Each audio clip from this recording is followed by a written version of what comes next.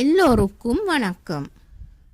අද අපි කුරුල්ලන් හඳුන්වන ආකාරය දෙමළ භාෂාවෙන් ඉගෙන ගනිමු.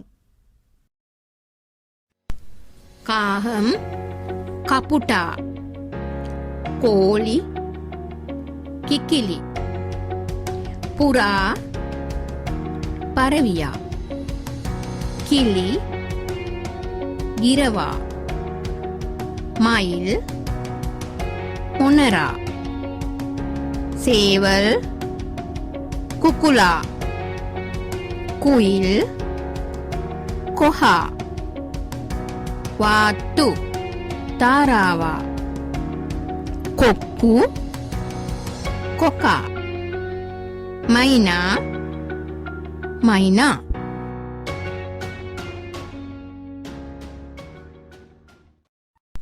අද අපි කුරුල්ලන් කිහිප දෙනෙකුට කියන නම් දෙමළ භාෂාවෙන් ඉගෙන ගත්තා.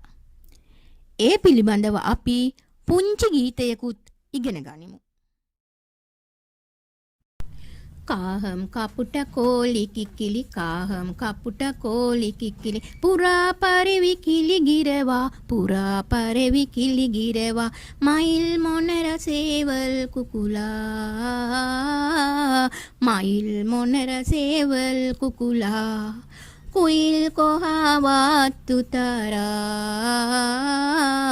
කුයිල් කොහා වාත්තු තරා කොක්කු කොකා මයිනා මයිනා කොක්කු කොකා මයිනා මයිනා.